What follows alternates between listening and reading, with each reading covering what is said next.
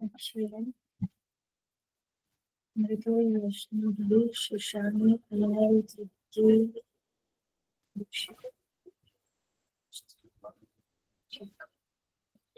Just wait for some minutes, ठीक है ना। पता नहीं स्टूडेंट्स लेट आते क्यों है यार, क्लासेस है कम है।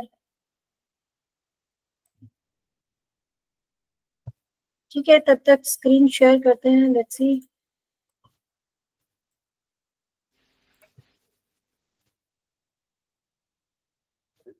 Okay, is it visible to everyone? Yes, ma'am. Yes, Very ma'am. good, very good.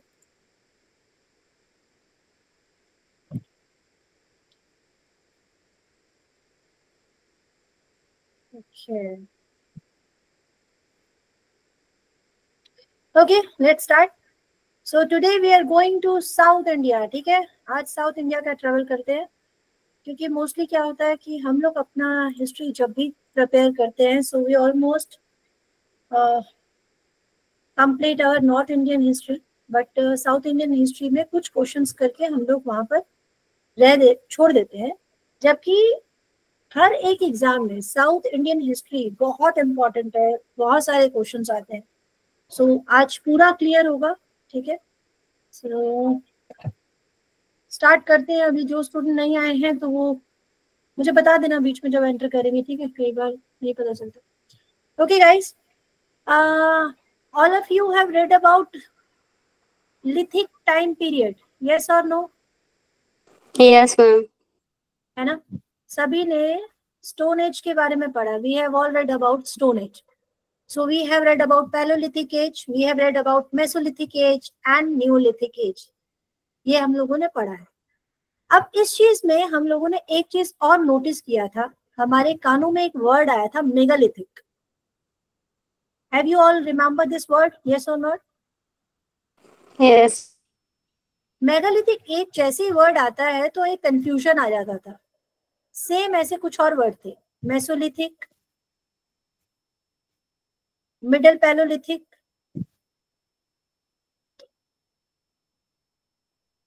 Confusion ये होता था कि इनमें डिफरेंस क्या क्या है। मेसोलिथिक एज का वो टाइम पीरियड है which belongs to South Indian history, ठीक है। हमें साउथ इंडिया में कुछ ऐसे स्टोन्स मिलते हैं, ऐसे बड़े बड़े बोल्डर स्टोन्स मिलते हैं, एंड जो हमारे आर्कियोलॉजिस्ट हैं जब वो इसकी स्टडी करते हैं, they found so many information related to our South Indian history. But हमें वो टाइम पीरियड इंटायर नहीं पढ़ना है, just we have to understand all this scenario. What is the time period of megalithic age? That is 3000 BCE to 500 BC. If you remember this date, so I have told you this date connected with Vedic time period in our North history. याद है ये बात? याद है time period, वैदिक time period? I have already told you started with 1500 BC to 600 BC. यानी जब हम नॉर्थ इंडियन हिस्ट्री में ये टाइम पीरियड पढ़ रहे हैं, वैदिक एज पढ़ रहे हैं, on the same time South Indian history में एक टाइम पीरियड चल रहा है, दैट इज मेगालिथिक का end period and initial period of Sangam age. यहां तक की बात क्लियर हुई? इंट्रोडक्शन समझ में आया साउथ इंडियन हिस्ट्री का? Yes, ma'am. ठीक है। मेसोलिथिक टाइम पीरियड वो टाइम पीरियड है जब हम ट्रैवल कर रहे हैं पैलोलिथिक से न्यूलिथिक के बीच का टाइम पीरियड। पैलोलिथिक से न्यूलिथिक के बीच का टाइम पीरियड है मेसोलिथिक का time frame. And middle palaeolithic वो टाइम पीरियड है जो पैलोलिथिक को ही 3 फेजेस में डिवाइड करता है, ठीक है। Old palaeolithic, middle palaeolithic and upper palaeolithic. तो ये तीनों वर्ड में कंफ्यूजन जो रहता है उसको हमेशा क्लियर करना है जरूरी, कि आखिर डिफरेंस क्या रहता है। आई होप अभी आप लोगों को क्लियर हो गया होगा ये तीनों वर्ड क्या है, किससे रिलेट करते हैं। एवरीवन? Yes, ma'am. ग्रेट। हाँ जी, हाँ जी, कौन बोल रहा है? Yes ma'am Jiya. हाँ जी, बोलो बोलो जी ma'am, old middle and third वाला आपने क्या बताया? Upper palaeolithic. जी मैम, थैंक यू। ओके, अभी यहाँ पर देखो, मैं खुद भी स्टूडेंट थी तो मुझे भी कंफ्यूजन था, और मेरा प्रॉब्लम ये था कि I was just nervous to ask a teacher at my class कि भाई कौन पूछेगा, कैसे पूछेगा, क्या डिफरेंस है।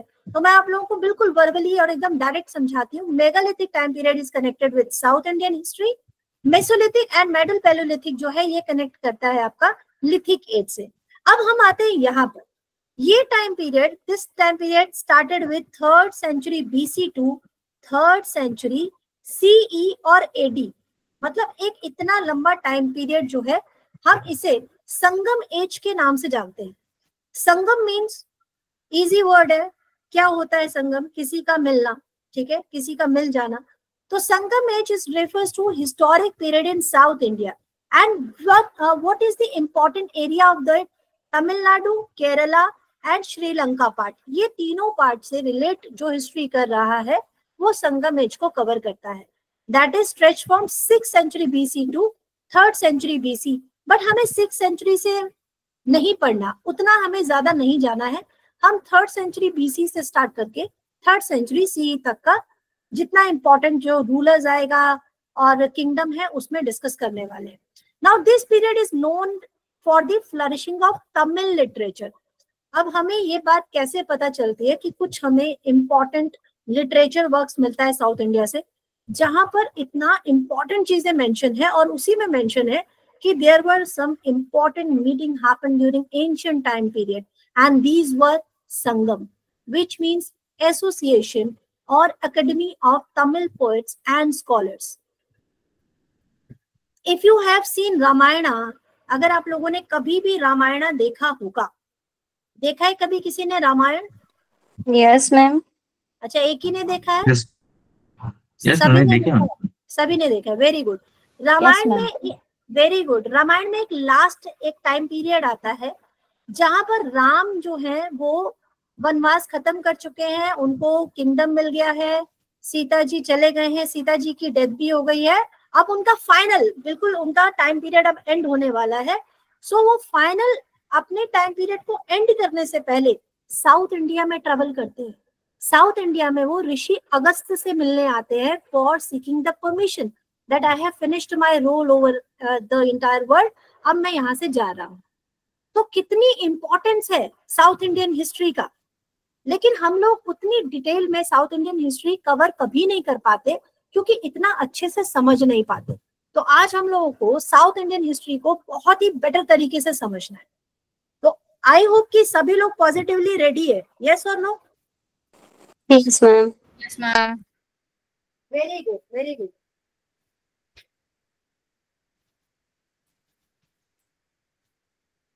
चलो अभी नेक्स्ट हम समझेंगे कि ये जो संगम हुआ, 3 इंपॉर्टेंट मीटिंग्स हुआ, यहाँ पर क्या क्या हुआ, क्या इंपॉर्टेंट लिटरेचर वर्क हुआ and why these are important for अस।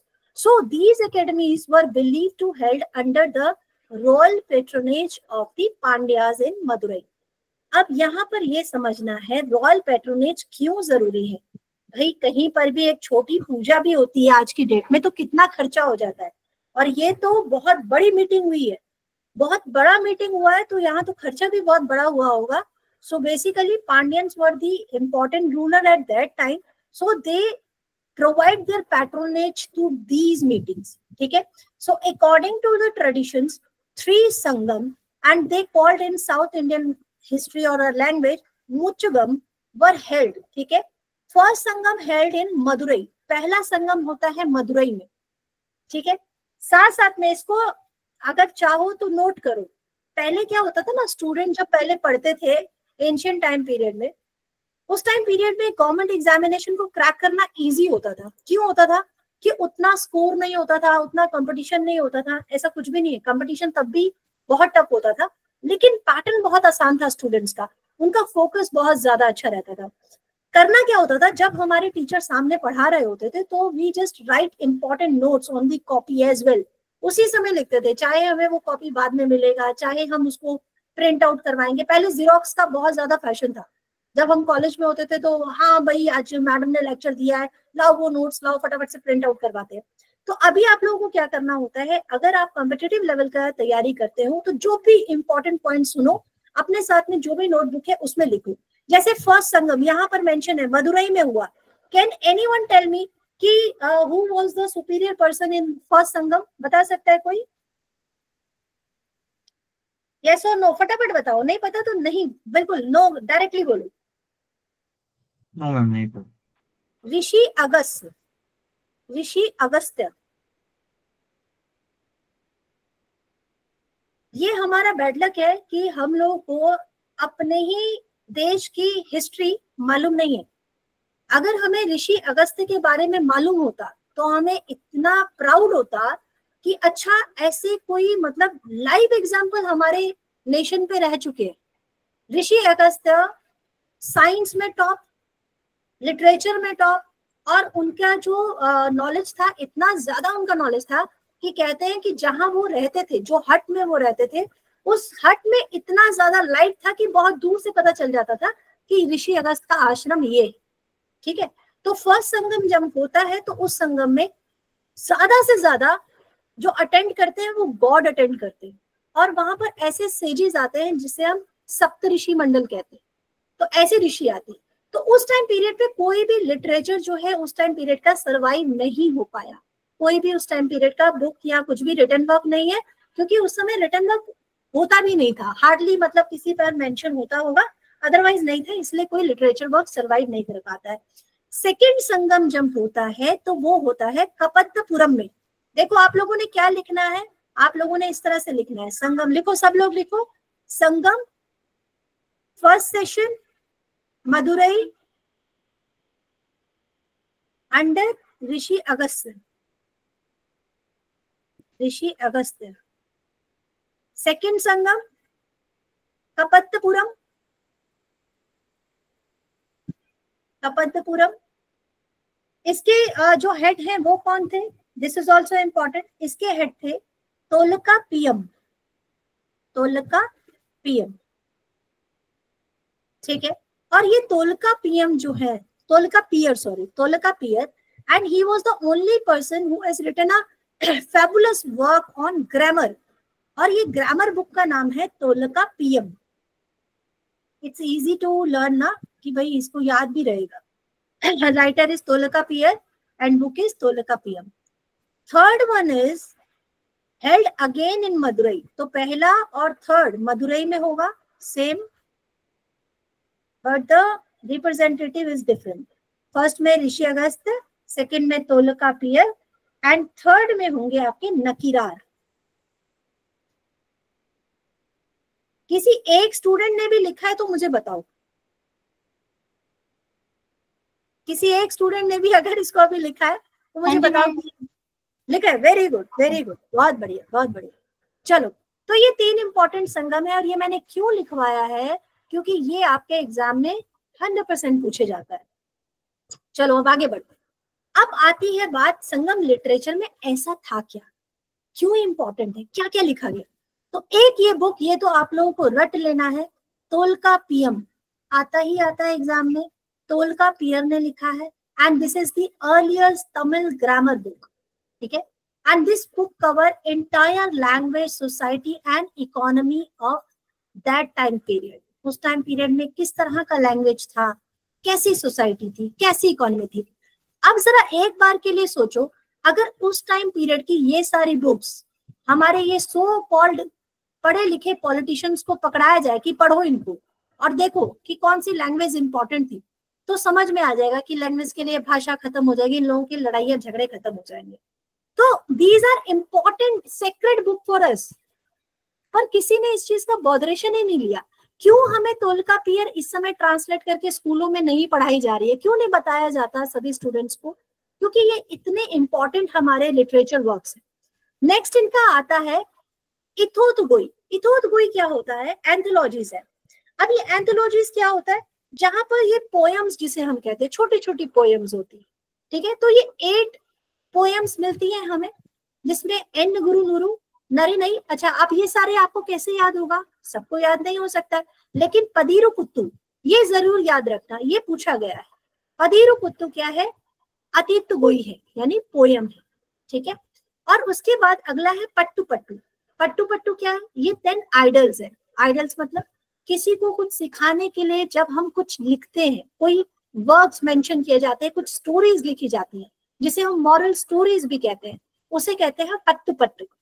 ठीक है, पट्टू पट्टू में आपको कौन सा बुक याद रखना है, तो मुलई पट्टू के ऊपर क्वेश्चन पूछा गया है, और तो किसी में नहीं पूछा गया है, थोड़े टफ वर्ड्स भी हैं, इसलिए बाकी सब पर इतना फोकस करने की जरूरत पड़ेगी भी नहीं, बट ये मुलई पट्टू जो है पूछा गया है। पदीरू पत्तू तो कई बार क्वेश्चन आया हुआ है। नेक्स्ट आता है आपका, वर्ड्स ज्यादा टफ नहीं है एक्चुअली, बहुत कंफ्यूजिंग टाइप के हैं वर्ड्स। इसलिए कंफ्यूजिंग है क्योंकि हम वो Actually वो- लैंग्वेज बोलते नहीं है, हाँ है ना, एग्जैक्टली, हम लोग संस्कृत टफ नहीं है बोलते ज्यादा, नहीं है। मतलब इसको प्रोनाउंस करने में उतना ज्यादा प्रॉब्लम नहीं हो रहा, लेकिन याद रखने में प्रॉब्लम होगा। मानोगे नहीं, मैं मतलब मेरे थोड़ा दिमाग में फॉल्ट है, क्योंकि मुझे साउथ इंडियन लैंग्वेज पढ़ना बड़ा अच्छा लगता है। मुझे आती नहीं है, लेकिन मेरे जो भी फ्रेंड्स हैं उनको मैं मतलब कुरेदती रहती हूँ कि मुझे कुछ सिखाओ, तो टाइम नहीं मिल पाता। Otherwise I would love to you know learn so many language. उतना अभी तक मेरे को सिर्फ 4 लैंग्वेज ही आता है, but really I want to understand all the language of India. बहुत अच्छी भाषा है हमारी, और हमें प्राउड होना चाहिए कि हमारे पास इतना रिच कल्चर है। चलो आगे देखते हैं। नेक्स्ट आता है आपका, ये पतिन किलकेई नक्कू है, जो एथिक्स है और मॉरल्स हमारे जो स्टोरीज पे बड़े बड़े ये डिडैक्टिक वर्क्स है हमारे। ठीक है, एक्चुअली हमारे ये जो संगम वर्क्स है ना, ये 2 डिफरेंट पार्ट्स में डिवाइड किया गया है। एक तो था डिडैक्टिक वर्क और दूसरा था नैरेटिव। ठीक है, 2 पार्ट्स में था। डिडैक्टिक वर्ड्स में जितने भी मॉरल स्टोरी हो सकते थे, कोई भी अच्छी कहानियां हो सकती थी, वो इसमें वर्क मेंशन कर दिया गया। और नैरेटिव में आ गई पोएम्स, ये शॉर्ट स्टोरी, पट्टू पट्टू, और ये जितने भी, ये आपका एतोत गोई आ गया, ये सारे नैरेटिव में आ गया था। अब यहाँ पर देखो एक और बुक आती है डिडक्टिक वर्क में, वो इंपॉर्टेंट है तिरुकुरल। तिरुकुरल एक तरह का तमिल वेदा है, ये कई बार क्वेश्चन पूछा गया है। ठीक है, वी हैव 4 वेदास, बट अगर हम लोग कहें कि हम भारत की बात कर रहे हैं तो वी हैव 5 वेदास। ठीक है, 5 वेदा में 5th वेदा हमारा तिरुकुरल है, and Thirukkural is written by Thiruvalluvar. देखो कितना आसान है याद करना, बस तुम लोग गलती मत करके आना, नहीं तो मैं सही में वो शहतूत की एक स्टिक होती थी पहले के टाइम पर, उससे पिटाई करूंगी तुम लोगों की अगर इनमें से कोई क्वेश्चन मिस किया किसी exam. Now most important about epics of southern culture, that is Silappatikaram and Manimekalai. बहुत अच्छी स्टोरीज है, मैंने तो पढ़ा हुआ है। कभी आप लोगों को जब ऑफिसर्स वगैरह बन जाओगे तो जहां आप लोगों की चेयर होगी उसके पीछे एक छोटी सी लाइब्रेरी जरूर बनाना, और ये सारे इंपॉर्टेंट बुक्स उस शेल्फ पे जरूर रखना। सीलापतिकरम बाय इलांगो अधिकल एंड मणिमेगलई बाय सत्तानार। ठीक है, बहुत इंपॉर्टेंट बुक है। अब डिस्कस करते हैं इंपॉर्टेंस क्या है संगम लिटरेचर का, हमें क्यों पढ़ना है संगम लिटरेचर के बारे में। क्योंकि इन जो बुक्स में सिर्फ स्टोरीज या पोएम सिर्फ मेंशन नहीं किया गया है, इसमें मेंशन किया गया है कि उस टाइम पीरियड में सोसाइटी किस तरह का था, कैसा कल्चर होता होगा, लोगों का कैसे थॉट होता था। और सबसे देखो कितनी अच्छी बात है कि हमें इन बुक से पता चलता है कि सोसाइटी काफी रिच है, वहां पर कोई ऐसा मतलब रिलीजन को लेकर आपस में बहुत ज्यादा झगड़े झमेले नहीं है, and people were very happy कि साथ में रह रहे हैं, and the position of womens were good, सभी पढ़ रहे हैं वहां पे, लेडीज को भी पढ़ाया जाता है, इक्वालिटी है वहां पर। ये सारी चीजें हमें कैसे पता चलती है, ये सारे लिटरेचर बुक से ही पता चलती है। सो इन बुक्स को अगर आप ध्यान से देखोगे तो इसमें हमें कुछ इंपॉर्टेंट रूलर्स के बारे में पता चलता है, जैसे चेरन सेंगुटुवन और गज भागु टू।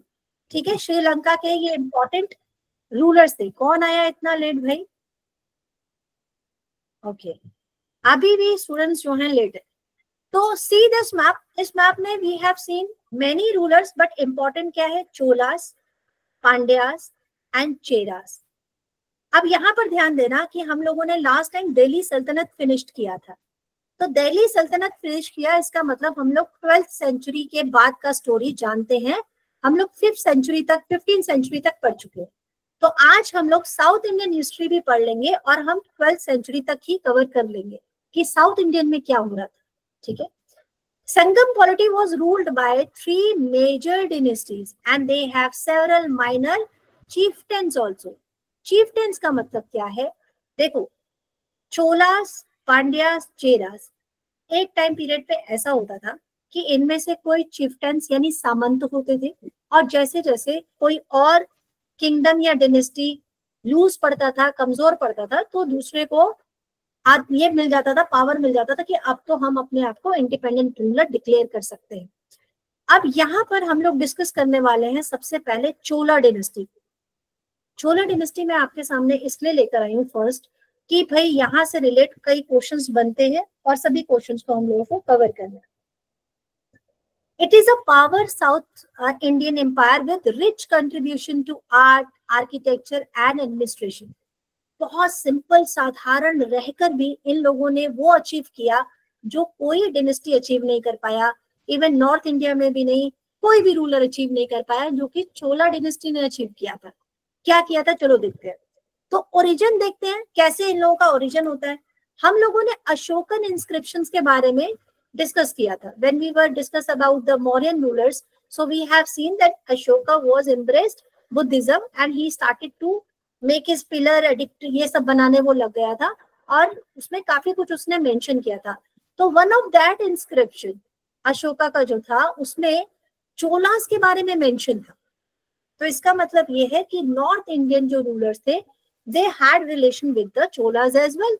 ठीक है, तो after the Sangam age Chola remained in the Kaveri region and they were the subordinate of Pallavas. अब सोचो, चोलास जब कावेरी रीजन में था, जब संगम एज का थर्ड जो मीटिंग था वो फिनिश हो जाता है, तो they were simple chieftains, वो सिर्फ सामंत है।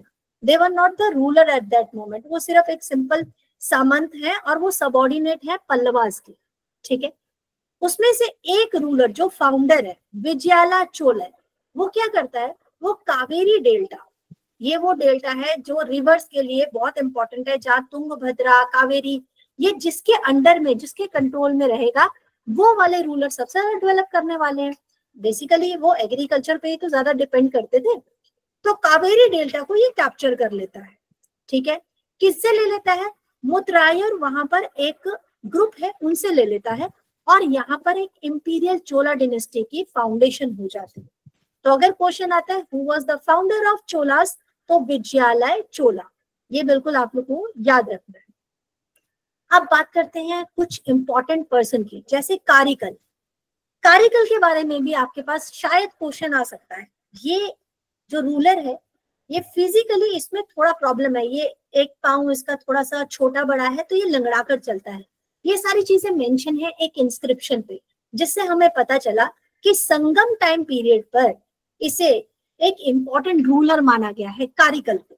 ठीक है, अब आते हैं हम major rulers of Cholas dynasty. वैसे तो there were almost 18 to 20 rulers, but उन सब के बारे में पढ़ने का कोई जरूरत नहीं है। हमें ये याद रखना है कि तंजौर पर किसने कैपिटल बनाया है, विजयालय ने बनाया है। ठीक है, तंजौर बहुत इंपॉर्टेंट प्लेस है and he also began his career as Pallav vassal. I have already told you that he was the chieftains of Pallavas starting में, but फिर इसको जैसे ही मौका मिला इसने अपने आप को फ्री एक डिनेस्टी घोषित किया।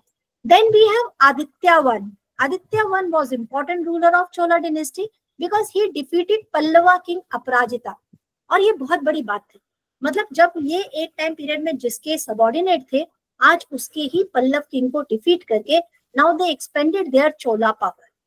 Then he also conquered the Kongu region and he built a important temple that is Shiva temple. अब देखो शिवा का टेम्पल इन्होंने बनाया, बट आदित्य वन से रिलेटेड क्वेश्चन हमारे पास अभी तक कोई क्वेश्चन नहीं आया है। बस ये क्वेश्चन आता है जब क्रोनोलॉजी आती है तो उसमें आदित्य के बारे में मेंशन होता है। ठीक है, परांतक वन ये इंपॉर्टेंट क्यों है, क्योंकि पांड्यास जो था उस टाइम पीरियड में काफी ज्यादा ग्रो कर रहा था, क्योंकि पांड्यास वो रूलर्स थे जिन्होंने इन तीनों संगम पे जो संगम पीरियड्स है उनकी मीटिंग को ऑर्गेनाइज किया था एंड स्टिल दे वो powerful as well. But Parantaka one who belongs to Chola dynasty he defeated Pandyas and that was a major victory at that moment. ठीक है, उसके बाद उन्होंने अपने एम्पायर को नल्लूर तक एक्सपेंड कर दिया, बट उसके बाद क्या होता है, राष्ट्रकूटा वहां पर उनको डिफीट कर देते हैं। तो परांतक वन से रिलेटेड क्वेश्चन क्या आ सकता है, Who defeated first Pandyas, तो फिर प्रांतक वन आ सकता है। Then they have Sundara Chola also. सुंदर चोला काफी हैंडसम था इसलिए उसे नाम ही दे दिया गया है सुंदरा चोला। वैसे साउथ इंडियन हीरो काफी हैंडसम है, आज भी है।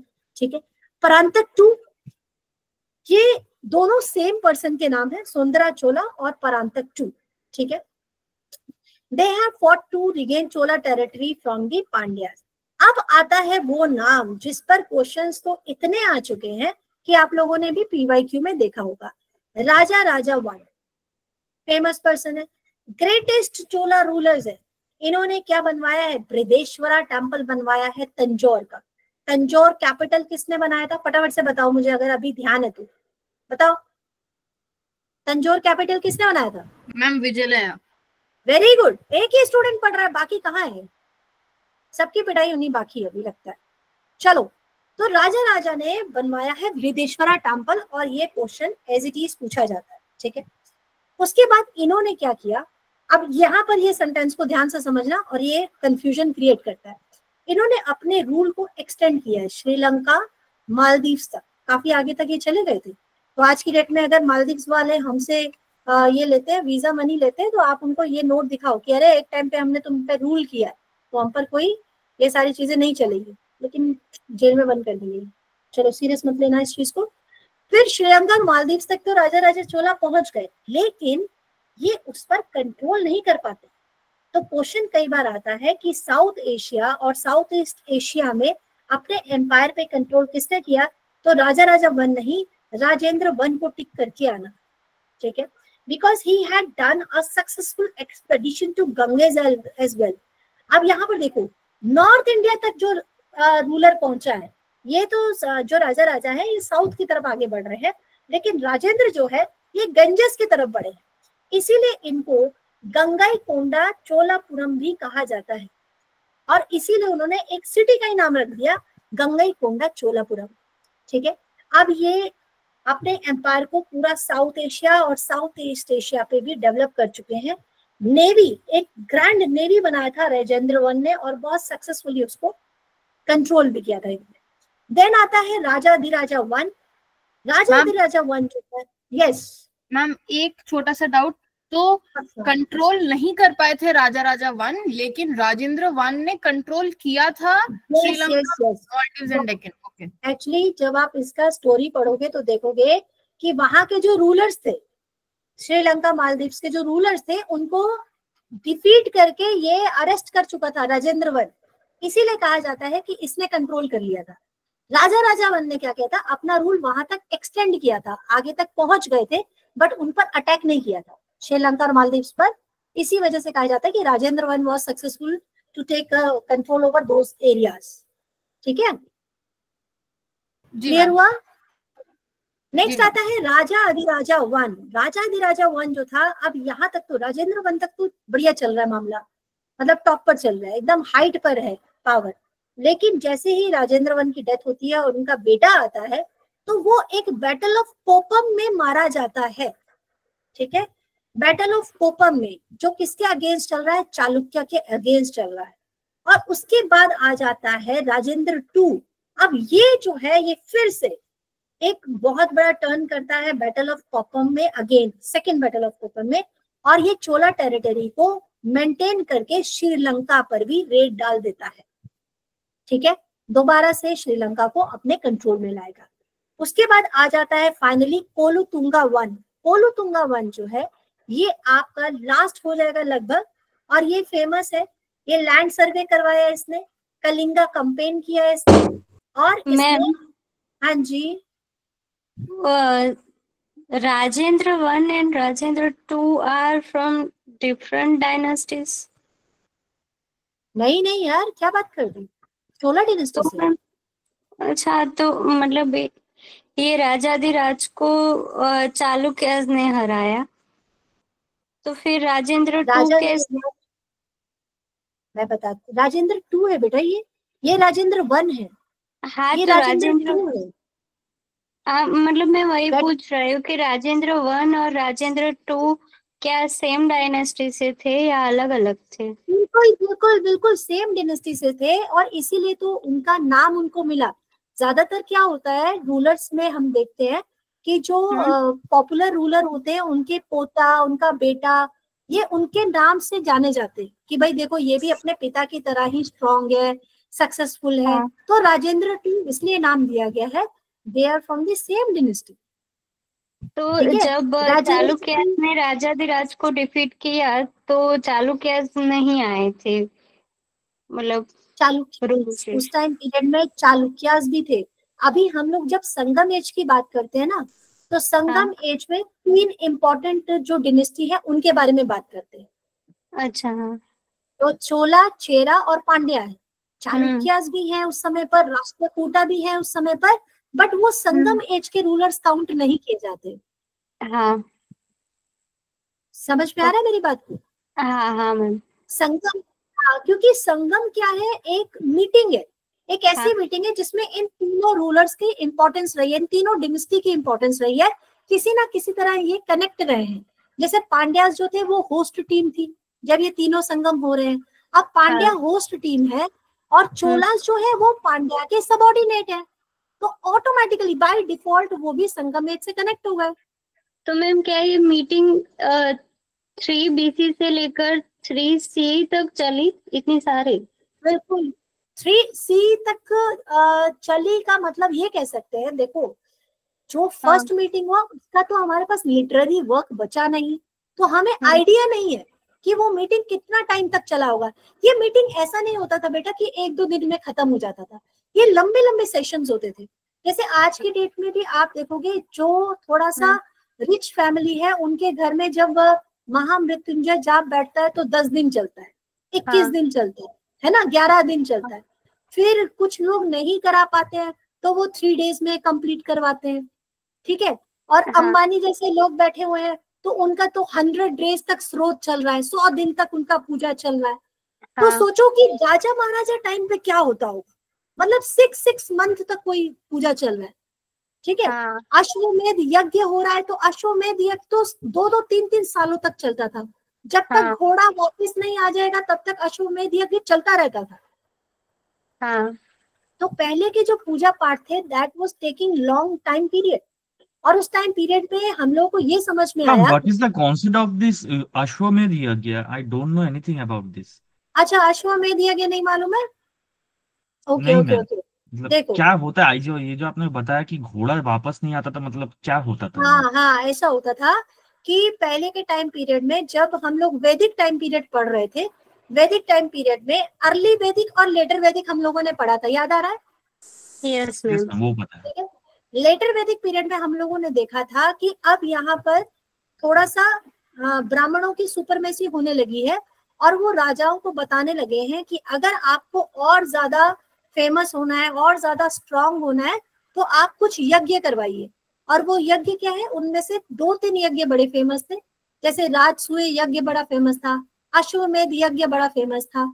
अश्वमेध यज्ञ में क्या होता था कि जब तक वो यज्ञ स्टार्ट होगा उस यज्ञ में राजा रानी और उनके जो बिल्कुल नियर डियर है, उनके जो बच्चे हैं, उनकी फैमिली है, वो रोज आकर वहां बैठेंगे, सुबह स्नान करके आएंगे, यज्ञ कंटिन्यू चलता जा रहा है, वो वहां बैठेंगे और एक घोड़ा, एक हॉर्स को वो रेडी करके उसके सामने मेंशन करेंगे, एक नोट लिखेंगे कि अगर भाई यहाँ पर डिक्लेयर किया जा रहा है कि ये जो राजा है जो ये यज्ञ करवा रहा है ये बहुत स्ट्रांग है, और अगर आपको लगता है कि ये स्ट्रांग नहीं है तो आप इनको हराइए, या अगर आपको लगता है ये स्ट्रांग है तो आप इनको, इनका जो मतलब आप अंडर प्रोटेक्शन लीजिए, एक्सेप्ट कीजिए कि ये राजा स्ट्रांग है। तो जब तक वो घोड़ा हर एक स्टेट से घूम घूम के वापस अपने जहां एरिया जहां पे हो रहा है वहां पर वापस लाया जाएगा, तो ये अश्वमेध यज्ञ कंप्लीट होगा और फिर उस घोड़े की बलि दे दी जाएगी। ऐसा होता था, समझ में आया? Yes ma'am. अब एक एग्जाम्पल के साथ समझाती हूँ कि जब राजा राम जो थे उन्होंने अश्वमेध यज्ञ करवाया था तो वो बिल्कुल अगेंस्ट थे कि मैं घोड़े की बलि नहीं दूंगा, मैं किसी जानवर को नहीं मारूंगा, ठीक है, मैं उस जानवर को छोड़ दूंगा, जब वो आएगा वापस तो मैं उसे फ्री करूंगा या फिर वो मेरे यहाँ पर बंधा रहेगा। तो उनके ही बेटों ने वो घोड़ा पकड़ लिया था। जब लव कुश जंगल में रहते थे उनको तो मालूम नहीं था कि हमारे पिता राम है वो वनवास में रहते थे, तो उन्होंने वो घोड़ा पकड़ा और कहते हैं कि अकेले लव कुश ने सारे अयोध्या के आर्मी को हराया, अयोध्या के इतने इंपॉर्टेंट जो रूलर्स थे सबको हराया, चारों भाइयों को हराया।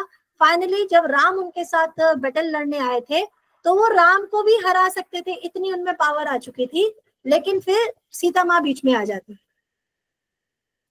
ठीक है, समझ में आया? Yes ma'am. तो ये सारी चीजें होती थी। अब सोचो इतना लंबे लंबे जो सेशंस चल रहे हैं, तो ये जो सेशन चल रहा है, अब वहां पर कंप्यूटर तो है नहीं कि फटाफट मैडम ने टाइप कर दिया बुक सामने आ गई। ये लिटरेचर वर्क चल रहे हैं, इतने बड़े बड़े एपिक्स लिखे जा रहे हैं, तो इनको टाइम लग रहा है। इसी वजह से इस टाइम पीरियड को काउंट किया गया है कि 3rd सेंचुरी BC से 3rd सेंचुरी कॉमन ईरा तक का टाइम पीरियड पूरा संगम एज का टाइम पीरियड रहा है। हुआ बात क्लियर? Yes ma'am, clear. अब आगे बढ़े। Yes ma'am. सबको समझ में आ रहा है या बस 2-4 बच्चे ही समझ रहे हैं? मैम समझ आ रहा है। सबको क्लियर हो रहा है? Very good. हिस्ट्री याद करने की चीज नहीं है बच्चों, हिस्ट्री समझने की चीज है।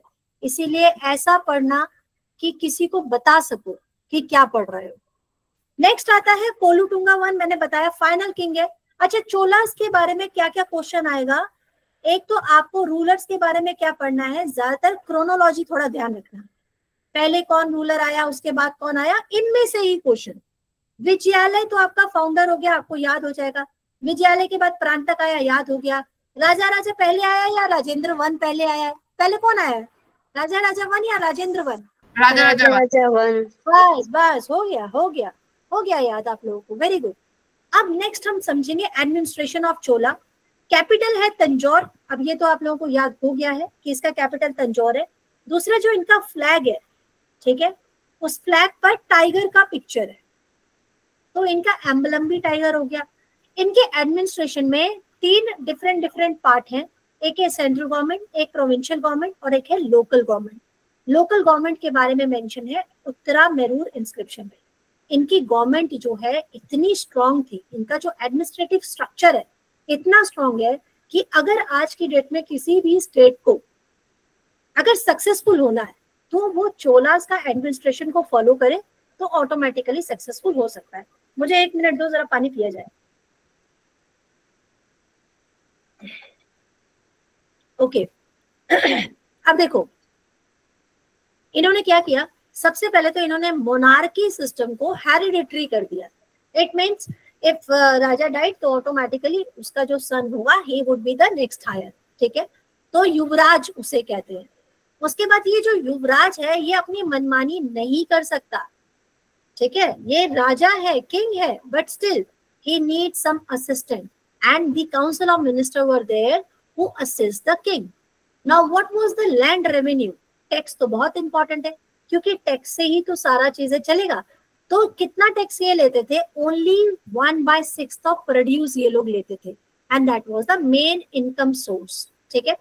अदर इनकम भी है, जैसे सबसे ज्यादा जो बिजनेस था, ट्रेड था, वो ये तीनों डिनेस्टी करते हैं। तीनों जो किंग्स है, चाहे वो चोलास है, चाहे वो पांड्यास है, चेरास है, ये इतने बड़े, मतलब इनके एरिया में पता नहीं 10-10, 20-20 अंबानी रहते होंगे, इतने ज्यादा ये लोग ट्रेड के लिए पॉपुलर है। 500 से भी ज्यादा गिल्ड है यहाँ पर। जो आपके ट्रेड गिल्ड्स होते थे ना, उसे श्रेणी के नाम से जाना जाता है। श्रेणी गिल्ड मतलब? कई बार आप, हाँ गिल्ड मतलब? वही मैं बता रही हूँ, गिल्ड मतलब ग्रुप्स। ग्रुप्स मतलब ट्रेडिंग ग्रुप्स, और हम उन्हें श्रेणी के नाम से जानते हैं। ये क्वेश्चन कई बार आपको मिलता है आपके PYQ में कि श्रेणी क्या है? That was a trading group. 500 trading groups काम कर रहे हैं चोलास में। अभी सिर्फ चोलास की बात कर रहे हैं, पांड्यास और चेरा तो छोड़ दो, वो भी लोग बहुत बड़े मतलब बिजनेस पर्सन है। अब यहाँ पे देखो, इनसे custom, toll tax, forest tax, port tax, mine सब लिया जा रहा है। रोम के साथ इनका ट्रेड चलता है, रोमन के साथ इनका व्यापार चल रहा है, ठीक है। मिलिट्री की बात की जाए तो 70 रेजिमेंट्स हैं इनके पास। अरेबियन हॉर्सेस इंपोर्ट करते हैं। सोचो कितने स्ट्रांग रही होगी चोला डिनेस्टी। और मुझे आप लोग सच सच बताओ, आज से पहले आप लोगों को मालूम था कि चोला डिनेस्टी इतना ज्यादा स्ट्रांग है? बताओ बेटा। नहीं मैम, सिर्फ किंग की क्रोनोलॉजी पढ़ के खत्म कर देते थे। हाँ बिल्कुल। तो आज जो आप चोलास पढ़ोगे तो उसके बाद कभी भूलोगे नहीं। अब हम एक चीज और याद रखेंगे जिसके बारे में क्वेश्चन आता है, जैसे चोलास का मोस्टली क्वेश्चन क्या पूछा जाता है कि यहाँ का जो एडमिनिस्ट्रेशन है विलेज लेवल पर वो कौन ध्यान से देखता है या वो कौन एडमिनिस्टर करता था। तो वो एडमिनिस्टर 3 अलग अलग पार्ट में होता है, एक है उर, एक है सभा और एक है नगरम। अब ये जो उर है ये है विलेज असेंबली, इसको बिल्कुल ध्यान से समझना, ये विलेज असेंबली है। इस पर क्वेश्चन कई बार आया है, मैंने खुद इस पर टिक किया है और एग्जाम क्रैक किया है। तो ये उर विलेज असेंबली है। फिर आता है सभा। सभा क्या है? उस टाइम पीरियड पे जो चोलास थे वो ब्राह्मणास को ग्रांट देते हैं, क्योंकि ये संगम टाइम पीरियड की बात हो रही है, या ब्राह्मणास को काफी रिस्पेक्ट दी जाती है और वो ब्राह्मण उस रिस्पेक्ट के काबिल भी है क्योंकि उनकी नॉलेज उतनी है, वो अपने नॉलेज के दम पर ये ग्रांट्स जीतते हैं। ठीक है, एक कंपटीशन रहता है कंटिन्यू, वो आके अपनी नॉलेज आगे एक्सप्लेन करते हैं और मतलब 2 ब्राह्मण आपस में फाइट करेंगे अपनी नॉलेज को लेकर, और जो नॉलेज को लेकर जीत जाता है उसे लैंड ग्रांट दिया जाएगा। ठीक है, और ये लैंड ग्रांट क्या होगा? ये होगा, इसे हम एक वर्ड देंगे ब्रह्मदय, ब्रह्मदय लैंड ग्रांट। अब जिनको ये लैंड ग्रांट मिलेगा ऑटोमेटिकली उसकी पोजीशन उस सोसाइटी में अच्छी है, हायर है, तो वो क्या कर सकते हैं, वो एक एडमिनिस्ट्रेशन टीम बनाते हैं जिसका नाम है सभा। ठीक है, उसके बाद आती है नगरम की बारी। ये नगरम में जो कमेटी मेंबर्स हैं ये कौन है? ये है आपके जो ट्रेडर्स हैं, ठीक है, और जो कॉमन लोग हैं जो शहरों में रहते हैं, ये वो सब नगरम। तो हमारी विलेज असेंबली हो गई उर, और उर में क्या होता है, गांव के लेवल पर जो टैक्स है वो कलेक्ट होता है। यहाँ तक की बातें क्लियर है सबको? Yes ma'am. यहाँ तक का क्लियर? Very good. अब सोसाइटी और इकोनॉमी ऑटोमेटिकली जो हमने ऊपर पढ़ लिया है वो सब नीचे दिया गया है। सोशल स्टेटस में बात की जाए तो ब्रह्मदेश थे, टैक्स फ्री ब्राह्मण लैंड था, और देवदान भी दिया जाता था। देवदान का मतलब होता है टेम्पल के लिए बनाने के लिए लैंड ग्रांट दिया जाता था। हायरार्की की बात यहाँ पर की गई है। हायरार्की मतलब सोसाइटी किस तरह से लेवल में बटी हुई है। अब देखो यहाँ पर कहीं पर भी आपको SC ST जर्नल ऐसा कहीं दिखाई दे रहा है? जल्दी से बताओ, कहीं पर ऐसा कुछ सुनाई दे रहा है? यहाँ ऐसा No, कुछ भी नहीं। ठीक है, ऐसा कुछ भी नहीं है, कहीं पर भी नहीं है। ये बाद में मतलब हमारी सोसाइटी जो रिजिड होती जाती है वो बाद के पीरियड्स में होती जाती है। इनिशियल टाइम फेस में तो ऐसा कुछ भी नहीं था। ये जो हायरार्की है किस तरह से बनाई गई है? सबसे पहले ब्राह्मण लैंडलॉर्ड है, ठीक है, उसके बाद वेलन वेगई लैंडलॉर्ड है। वेलन वेगई का मतलब है जिनकी खुद की जमीन है, ठीक है, जो जमींदार होते हैं। फिर है उल्लुकुड़ी। उल्लुकुड़ी कौन है? जो उस जमीन पर एज ए टेनेंट काम करते हैं। फिर आएगा आदिमेगल। आदिमेगल कौन है? जो स्लेव्स हैं, जो किसी के घर में काम कर रहे हैं। रिलीजियस लाइफ की बात करें तो शैविज्म और वैष्णविज्म दोनों ही यहाँ पर धर्म चल रहे हैं। फिलहाल यहाँ पर और कोई भी धर्म नहीं है। ठीक है, अब बढ़ते हैं आगे। इकोनॉमी की बात करें तो हमने डिस्कस किया कि एग्रीकल्चर बेस है, तो इरिगेशन बहुत बढ़िया है, टैंक सिस्टम यहाँ किया गया है, और फॉरेस्ट क्लियरेंस भी चलती रहती है कि ज्यादा से ज्यादा एग्रीकल्चर हो पाए। इंडस्ट्री टैंक सिस्टम क्या है?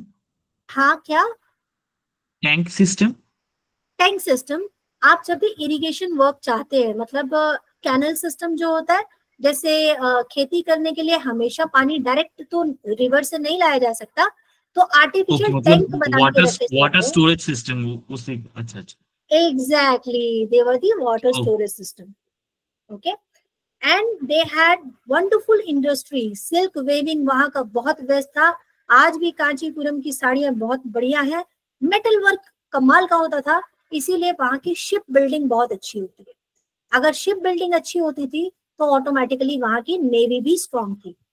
ट्रेड होता था चाइना, जावा, सुमात्रा, अरेबिया तक के साथ ट्रेड होता था। ठीक है, और जो मर्चेंट गिल्ड्स थे वो गोल्ड, सिल्वर और कॉपर कॉइन्स यूज करते थे। अब अगर मैं आर्ट और आर्किटेक्चर की बात करूं तो यहाँ पर भी उनका जवाब नहीं है।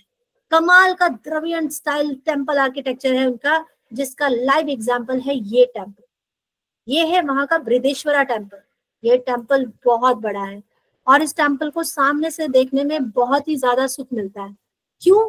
क्योंकि यहाँ पर जब आप जाते हैं तो आपको हर एक जगह पर ना साइंटिफिक रीजन चीजें मिलेंगी कि अरे ये यहाँ पर ऐसा है वैसा है। आप देखो ये जो ऊपर डोम है ना, ये वाला, ये डोम है, ये 400 टन का है। और उस टाइम पीरियड पे चढ़ाया ये कैसे होगा?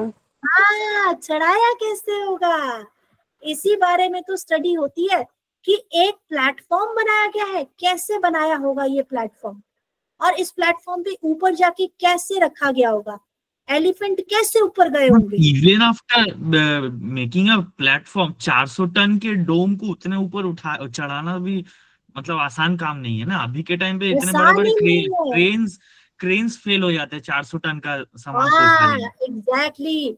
अभी तो मैं सिर्फ एक टेम्पल की बात कर रही हूँ, जब हम लोग पल्लवास के टेम्पल की बात करेंगे ना तो तुम लोग हैरान हो जाओगे।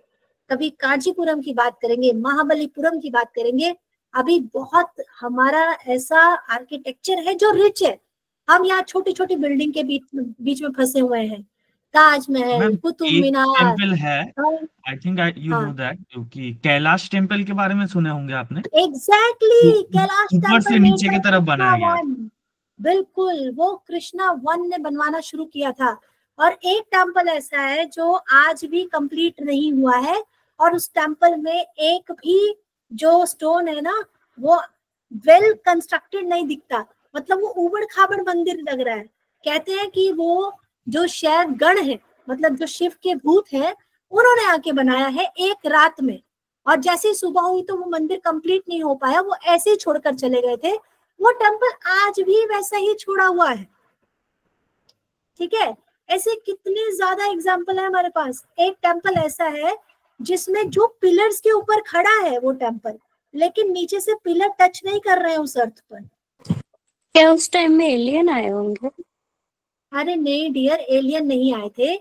हम लोग आज की डेट में सारा दिन में 24 घंटे होते हैं और 50 झूठ बोलते हैं, है ना। हाँ। पहले वो टाइम एक ऐसा टाइम है जब अगर दिन भर में एक बार भी गलती से झूठ बोलना पड़ता था ना तो इंसान सारा दिन परेशान रहता था कि अरे यार आज झूठ बोल दिया, पाप लगेगा, मंदिर में जाओ, क्षमा मांगो।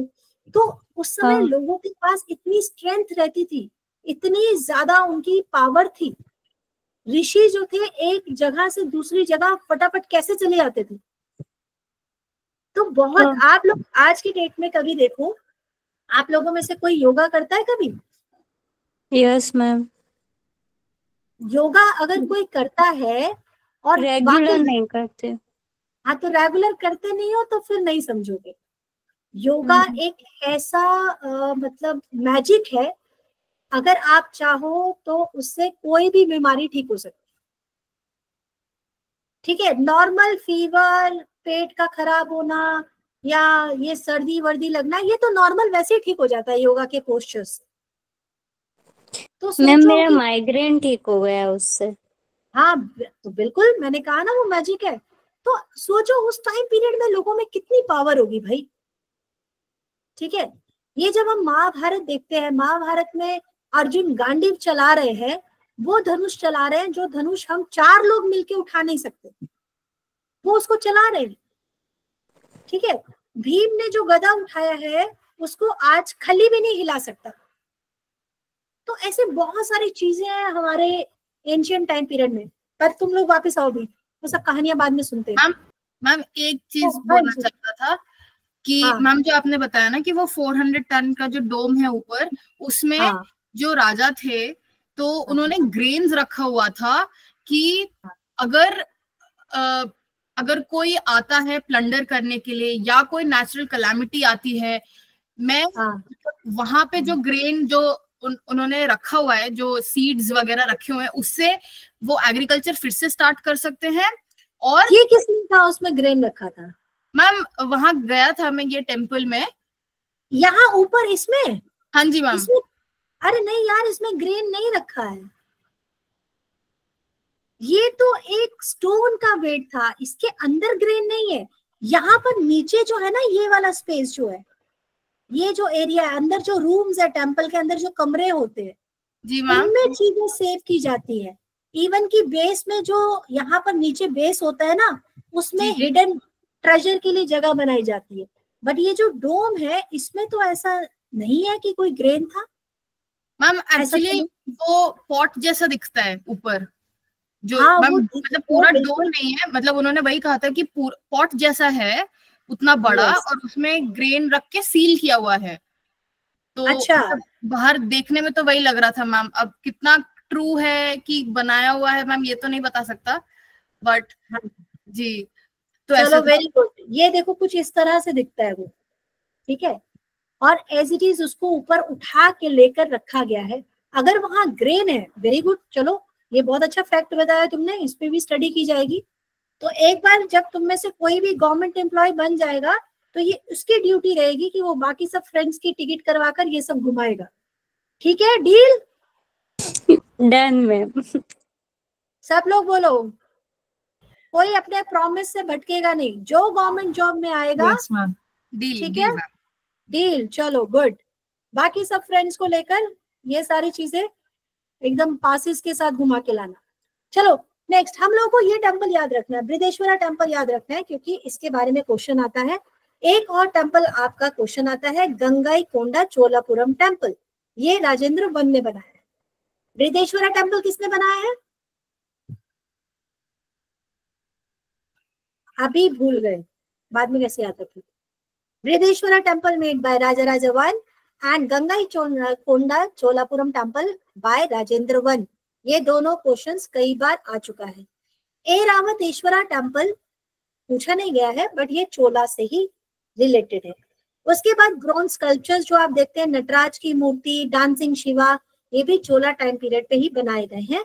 इसके अलावा वहां पर जो पेंटिंग्स है, तंजौर की पेंटिंग बहुत फेमस है। आज की डेट में आप जो वो कहीं पर जाते हो तो वुडन के एलिफेंट आपको नजर आते होंगे, या फिर आपको मार्बल के एलिफेंट नजर आते हैं, तो उस पर तंजौर की कारीगरी मानी जाती है।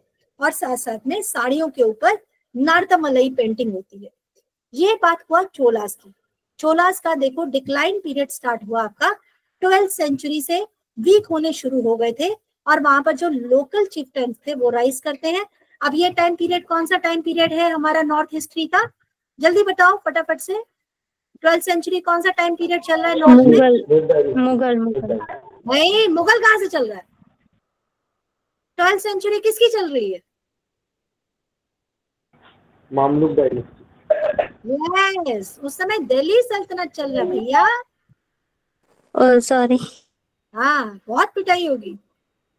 केरा मुगल, वो जैसे वो होता है ना स्माइली वाले, क्या कहते हैं उसको, इमोजी।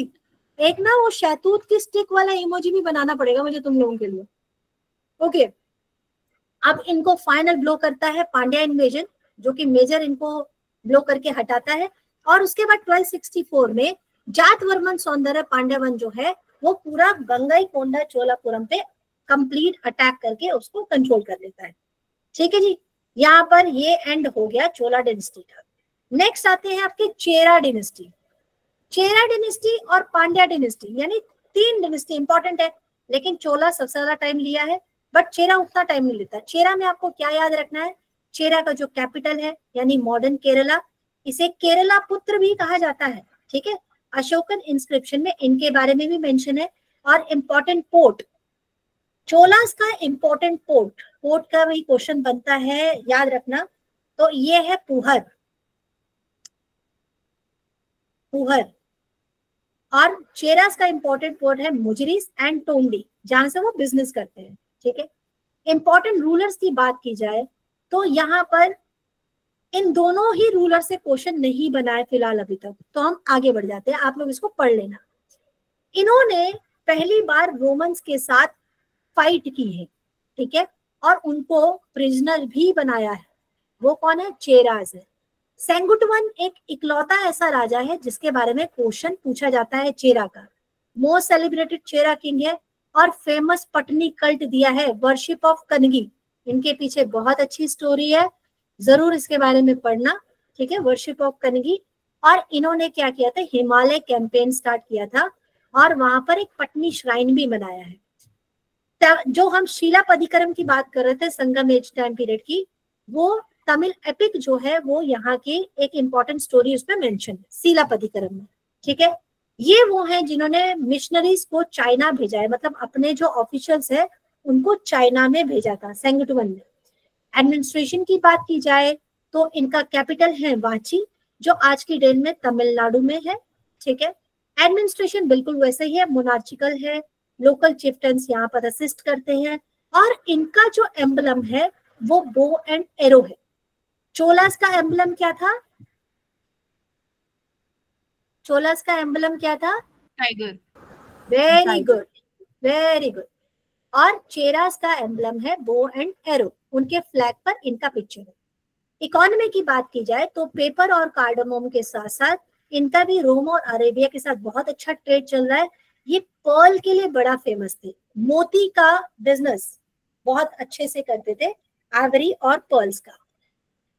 तमिल लिटरेचर और संगम पोएट्री को इन्होंने बहुत प्रमोट किया है, और शीलापदिकरम और पतिना पलई, इनमें इनका बहुत ज्यादा क्रेडिट मेंशन किया गया है।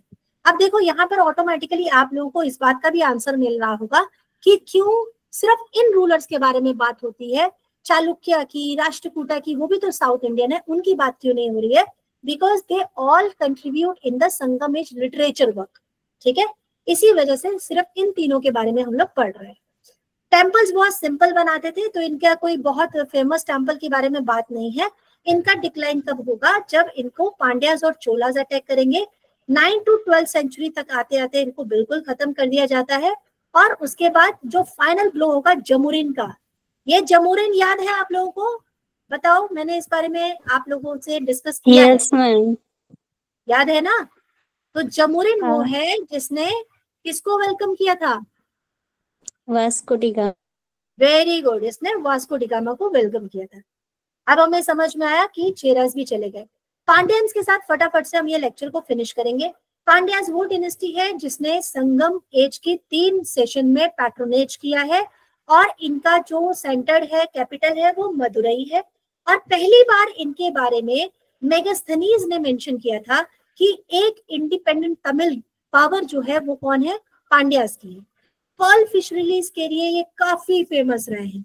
पर्ल फिशरीज मतलब मोती का बिजनेस करते थे, और इनका पहला कैपिटल था कोरकई, बाद में इनका कैपिटल हुआ है मदुरई। इंपॉर्टेंट रूलर की मैं बात करूं तो नेंदु जनियन काफी पॉपुलर नाम है, इन्होंने चेरास और चोला दोनों को हराया था। ठीक है, और इनका जो मेंशन है वो पुरुनरु की पोयम में भी मेंशन किया गया है। मुदुकुदुमी और पेरुवजु, ये जो मतलब रूलर है, ये संगम असेंबली में इन्होंने पोएट को पैट्रोनाइज किया, यानी कि उनके रहन सहन का ध्यान रखा है, और काफी गोल्ड और काओ ब्राह्मणों को डोनेट भी किए थे। फिर मारावनमन की बात होती है, जो कुलशेखरा मारावनमन पांड्या है, इन्होंने चोलास और होसल किंग बल्लाल III को हराया था। ठीक है, और 13th सेंचुरी तक पांड्यास को रिवाइवल करवाया था। आप सोचो हम किसकी बात कर रहे हैं? 13th सेंचुरी की बात कर रहे हैं। उस समय नॉर्थ में कौन चल रहा है? बताओ, 13th सेंचुरी में कौन है? बहुत अच्छी पढ़ाई हो रही है आप सबकी, वेरी गुड। जरूर आप लोग गवर्नमेंट एग्जाम क्लियर करोगे इस तरह से पढ़ोगे तो। तुगलक डिनेस्टी उस समय चल रहा था। ठीक है, 13th सेंचुरी की हम लोग बात कर रहे हैं, और साउथ में क्या चल रहा है? यहाँ पर पांड्यास चल रहे हैं। उनके सक्सेसर ने सिविल वॉर फेस किया, और दिल्ली सल्तनत ने बाद में इन पर अटैक करके इन्वेड कर लिया था। कैपिटल में हम डिस्कस कर चुके हैं, इन्होंने सिल्वर कॉपर कॉइन्स चलाए जिस पर फिश के सिंबल थे। ठीक है, और ये जो सोसाइटी है, मेट्रारिकल इन्फ्लुएंस काफी टाइम पीरियड तक रहा। ये अपने माता जी के नाम से जाने जाते थे। सोशल हायरार्की बिल्कुल वैसी है जैसे बाकी के तमिल किंगडम्स है, और यहाँ पर भी शैविज्म और वैष्णविज्म है। So this is all about Cholas, Cheras and Pandyas. तो दिस लेक्चर इज फिनिश है। कोई क्वेश्चन है, कोई क्वेरी है तो फटाफट से पूछ सकते हो। यस,